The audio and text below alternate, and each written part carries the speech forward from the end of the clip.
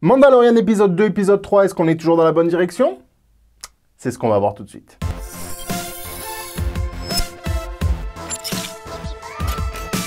Oui, mais oui, mais oui. Moi je dis oui, trop bien, je me régale, Épisode 2, épisode 3, je me régale. Et puis qu'est-ce que c'est style? Il a toujours autant de classe, quoi. Je suis un fanboy de Star Wars, mais bon, ils réussissent à me rattraper avec ce truc-là. Voilà, bravo Disney, il faut le dire. On disait au début, ouais, bon, Disney rachète Star Wars, est-ce que c'est bien, est-ce que c'est pas bien? Et j'ai toujours dit qu'il y aurait des trucs nuls et qu'il y aurait des trucs bien. Et ben, je trouve que Mandalorian, pour l'instant, attention, on est qu'à 3 épisodes, mais pour l'instant, ça prend la bonne direction. Je prends du plaisir à regarder cette série. Je vais rentrer dans le vif du sujet, je vais rentrer dans l'histoire. Donc, bon, évidemment, si vous les avez pas vus, à partir de là, voilà, je vous conseille d'arrêter cette vidéo, de revenir quand vous aurez vu les épisodes. Mais en tout cas, voilà, moi, je peux vous dire vraiment que ça vaut le coup. Vous pouvez y aller, regarder ça c'est génial. Voilà. Donc je le disais, l'épisode 2, c'est un épisode un petit peu tampon, on s'éloigne de la trame principale, il arrive des péripéties à notre personnage qui font que, il peut pas rentrer tout de suite pour amener Baby Yoda. Alors je vais l'appeler Baby Yoda, ou Bébé Yoda, parce que tout le monde l'appelle Bébé Yoda sur internet. Même si on est d'accord, ce n'est pas Yoda, hein. On est entre l'épisode 6 et l'épisode 7, donc Yoda est mort. Est-ce que c'est le fils de Yoda? Théoriquement, ça pourrait, même si j'y crois pas trop. Est-ce que c'est un clone de Yoda? Théoriquement, ça pourrait, même si là non plus j'y crois pas trop. Il y a vraiment derrière cette race beaucoup de choses énigmatiques. On sait pas trop d'où elle vient, on sait pas trop. On sait qu'elle a une grande affinité avec la Force. Elle doit être blindée de midi-chloriens, voilà, si vous voyez ce que je veux dire. Donc déjà, l'épisode commence, on voit que Mando, notre Mandalorien, est vraiment un guerrier hyper badass. Voilà, il fracasse 3 Trandoshan, easy peasy, quoi, hein. Tranquillou bilou, il morfle quand même pas mal dans cet épisode 2 là. Entre eux, il se fait blesser au bras par un Trandoshan, et puis après, derrière, avec le Mudhorn. Ouh là là, qu'est-ce qui prend cher. Il n'enlève toujours pas son casque et on verra dans l'épisode 3 que visiblement il n'a pas le droit en fait. La tribu l'interdit. Alors il y a toujours un peu d'humour. J'ai dit qu'il avait de l'humour lui, mais lui c'est pas trop un rigolo. Alors il y a de l'humour dans la série, mais c'est pas lui en fait qui est rigolo. Bon, il y a les Jawas sont immondes, je ne peux pas les sentir. Ces Jawas sont immondes, je ne peux pas les sentir. Avec cette espèce de téléphone filaire là, c'est... Le fait que le Lando de Baby Yoda arrête pas de le suivre aussi dans toutes les aventures qui lui arrivent et dans tous les combats qu'il peut mener, c'est assez rigolo. Il est toujours dans son petit Lando comme ça, là, regardez, là, avec ses petites oreilles, là. Donc voilà, il dépouille son vaisseau, donc il est obligé de les poursuivre. D'ailleurs, il se lance tête baissée, hein, dans le truc, il n'y a pas de problème. Il y a un petit clin d'œil à Indiana Jones aussi, avec le tank, là, quand il glisse sur le côté, que la barge racle la paroi. Pour la première fois, il utilise son fusil, en mode fusil de sniper. Et au début, je me dis, what the fuck, qu'est-ce qui est... Pouf, comme ça. Aucun respect pour les Jawas. Aucun respect. Alors là, et là, j'ai repensé à cette réplique. Pas de désintégration. On voit un peu ce que ça fait, la désintégration. Mais c'est la première fois que les Jawas sont sous-titrés. Il n'y a que moi pour capter ce genre de truc. Donc il lui demande d'aller chercher sa teuf. Et donc il y a cette scène avec le Mudhorn qui est quand même extrêmement bien fait. Au niveau des effets spéciaux, on sent le poids du machin, on sent la force de la bestiole. Quand il le défonce, qu'il envoie valser à 20 mètres là. J'adore le plan du désespoir là, avec le couteau comme ça là, quand il lui fonce dessus. Alors, bon, on s'y attend quand même, hein. En plus, il y a le truc avant où bébé Yoda veut le soigner, donc on se dit, est-ce qu'il serait pas un petit peu là, quand même là? Et donc voilà, évidemment, bébé Yoda a la Force est avec lui, quoi. Et du coup, il arrive à retenir cette bête énorme avec ses 3 petits doigts là. Mais qu'est-ce qu'il est mignon! Donnez-moi une peluche de ce truc-là! Donnez-moi un jouet, donnez-moi quelque chose, je veux l'acheter. Disney, prenez mon argent. Je tue tout le monde pour bébé Yoda. Et j'ai vérifié parce que je me suis dit, image de synthèse, effets spéciaux réels, c'est une marionnette. C'est ouf, hein. Et franchement, mais elle est juste magnifique. Avec ses yeux là. Oh, ces petits yeux tout ronds. Il lui sauve la vie au final. Donc la question à la fin de l'épisode 2, c'est va-t-il le livrer, va-t-il pas le livrer? Et là on se dit, oh, il va pas le livrer, ah, il va pas le livrer, quand même. Eh ben si, et ça c'est bien, parce que moi j'avais peur que ce soit trop gnangnan. Alors oui, il revient à la fin de l'épisode 3, évidemment qu'il revient, il va pas le laisser ce petit bébé là se faire torturer par l'Empire, non, mais il le livre, et il revient sur sa décision. Et ça, ça c'est bien. Bravo. Je trouve que le duo fonctionne bien. Le duo, c'est quand même un duo assez atypique. Comment vous allez pouvoir faire des aventures avec un bébé? Bon, après, on sait pas trop. Hein. J'espère que le Lando est magique parce que pour changer les couches et tout ça, je sais pas s'il est magique, mais en tout cas, il est Bluetooth. Ouais. Ça, c'est pas mal aussi. Quand le Mudhorn, il fonce sur le Lando et que lui, il fait... Et que le Lando, il fait... C'est génial. J'adore. J'adore.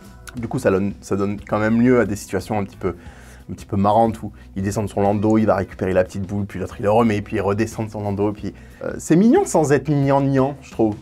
Ouais. Et c'est bien fait.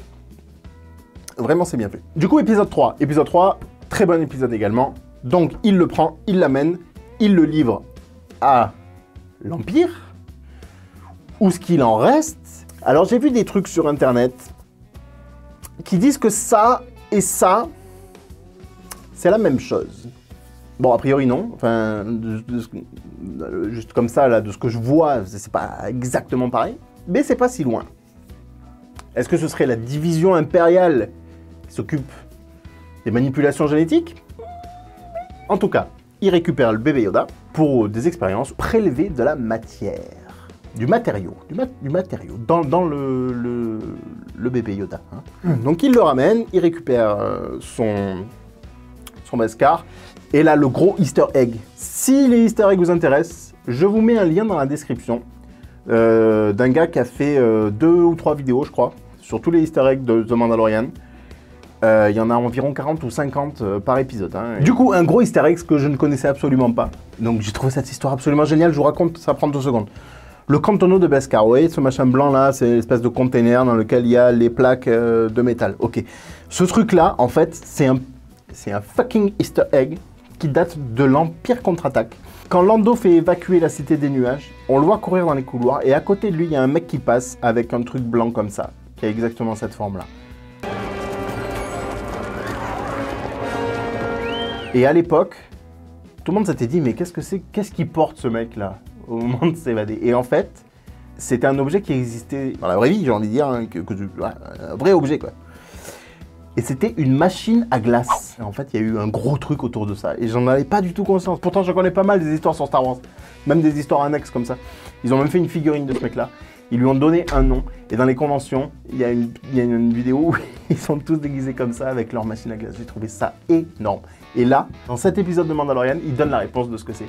C'est un coffre-fort, en fait. Et je trouve ça génial. C'est génial. Alors oui, si vous connaissez pas toute l'histoire derrière, bah, c'est juste un coffre-fort, voilà. On s'en fout. Voilà, c'est tout pour l'easter egg. Je laisse de côté. Il retourne à la tribu, à la forge. Et là, il se fait une nouvelle armure toute nickel. Il est content. On en apprend un peu plus sur les Mandalorians et sur l'histoire de la Grande Purge. Notre monde a été dévasté par l'Empire. Voilà ce qu'ils disent. Alors, au niveau de la temporalité, les flashbacks de Mando, quand la forge frappe sur le métal, là, sur le moment où c'est ce qu'on imagine être ses parents, parce que comme on sait qu'il est orphelin, le moment où ses parents sont morts. Du coup, cette scène se passe pendant la guerre des clones. On voit un vaisseau séparatiste et on voit ce droïde B2 qui s'apprête donc à le tuer. Au moment où Yoda soulève le Mudhorn machin, Mando il comprend pas. Il sait pas ce que c'est. Il se l'explique pas et l'autre non plus. Hein, Nick Nolte. Mais c'est normal en fait. Dans la chronologie de Star Wars, à ce moment-là, la Force, les Jedi, c'est des mythes. Regardez, même Han Solo, il y croit pas dans l'épisode 4. En tout cas, c'est pas une force mystique qui dirigera ma vie à moi. Tout ça, c'est des trucs minables, c'est du flan. Il est pas comme nous, à savoir que c'est la Force, à savoir qu'il y a eu les Jedi et tout machin. Non, non, non. C'est intéressant, je trouve, de ce truc-là. Parce que du coup, bah, t'as envie de lui expliquer, quoi. T'as envie de lui dire, Mando, il faut que je t'explique, quand même. Donc on a un personnage qui en sait moins que le spectateur. Et ça, c'est pas mal. Donc au niveau temporalité, comme je disais, la bataille dans ces flashbacks, c'est la guerre des clones. La Grande Purge, c'est pas à ce moment-là. La Grande Purge, pour moi, c'est après la guerre des clones. C'est à l'avènement de l'Empire, donc c'est après l'épisode 3. Je pense que c'est au moment où l'Empire a imposé sa loi à tout le monde, et où notamment ils ont dû sentir que les Mandaloriens étaient une menace pour eux, et qu'ils leur ont éclaté la tronche, et que du coup ils leur ont volé tout leur Beskar. Ils en ont fait des fugitifs, et ils les ont voilà, exterminés, tout simplement, on extermine. On extermine ça, c'est l'Empire en même temps, hein. C'est hard comme terme quand même, la Grande Purge quoi. Mando, du coup, retourne voir son chef de guilde, hein, son PNJ, pour prendre sa nouvelle quête. Il lui demande, et le gamin, ils vont en faire quoi? Il dit, mais qu'est-ce que t'en as à foutre et tout.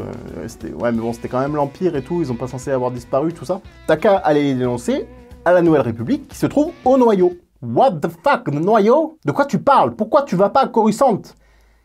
Mais c'est génial, bordel! C'est pas compliqué de placer un petit peu de contexte comme ça autour d'une situation. Il a même pas besoin d'y aller.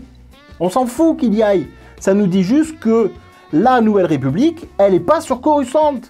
Que c'est pour ça que dans l'épisode 7, c'est pas Coruscant qui détruisent. Sûrement pour 15 000 raisons, j'en sais rien. Peut-être que parce que c'était... Coruscant était le centre aussi de l'Empire, c'était le siège de l'Empire. Peut-être que c'était trop corrompu par l'Empire, qu'il y avait trop de partisans impériaux, et que du coup, ils voulaient comme faire une Nouvelle République, ils l'ont faite ailleurs. Et ils ont appelé ça le Noyau. Du coup, nouveau contexte, il n'y a plus l'Empire, il y a la Nouvelle République, elle n'est pas sur Coruscant, elle est sur le Noyau. Très bien. Merci Zizi. Pas été foutu de faire ça dans l'épisode 7, dans l'épisode 8, ça me rend dingue, dingue. J'aime bien aussi le truc sur le mode Horde, là, et le fait que on lui dit, ok, bah, ça va être ton blason. Et il m'a pas mérité son blaze. J'ai pas mérité mon blaze parce que c'est mon ennemi qui m'a aidé. Voilà, donc du coup, qu'est-ce qu'il fait Mando? Il a sa nouvelle armure, il est super cool et tout, il retourne dans son vaisseau, et là on dit non. Ah, Mando, pas te barrer comme ça quand même. À tout le long, on se dit, mais il va pas le laisser quand même. Hein. Ben non, il va pas le laisser. Ben non, bien sûr que non, il va pas le laisser, c'est pas un connard. Et là, brisage de nuque, infiltration, pim pam poum. Chalumeau, filet, phare, et là, là c'est Iron Man, Jason Bourne, dans le même homme, quoi. Trop bien. Et puis après, le coup des oiseaux siffleurs, j'en veux. Bon, par contre, faudra qu'on m'explique un jour à quoi servent les armures des Stormtroopers. Ça protège pas des lasers. Ça protège pas des sabres laser. Ça protège pas des vibrolames. Ça protège pas des vibrolames. Ça protège ni du feu, ni des frondes moisies des Ewoks, ni même des bousculades. Même des bousculades d'Ewoks. Ça protège pas des cailloux, visiblement, des bâtons.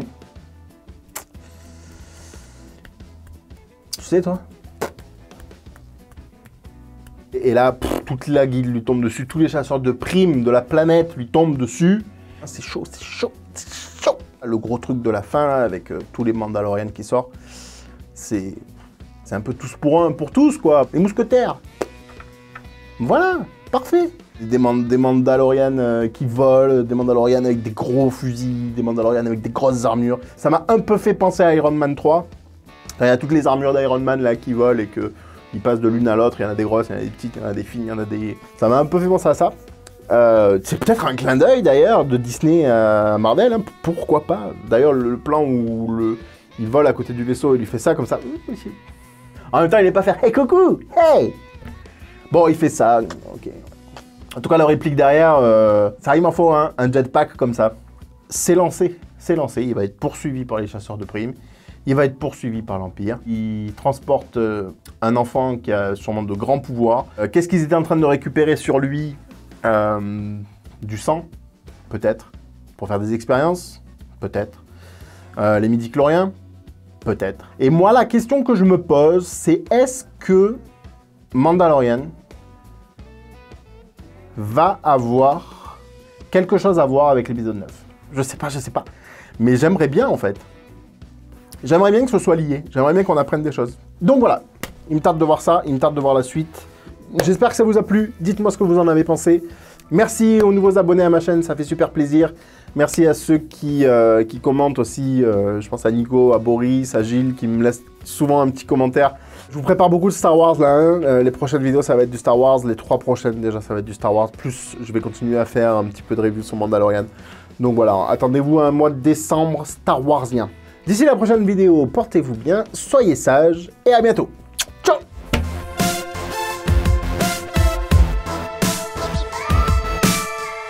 C'est beau, t'es en train de me niquer mon tournage. Voilà. Hein? Au moins c'est filmé. Hein? C'est bouné. Voilà. On n'est pas sorti du sable, hein?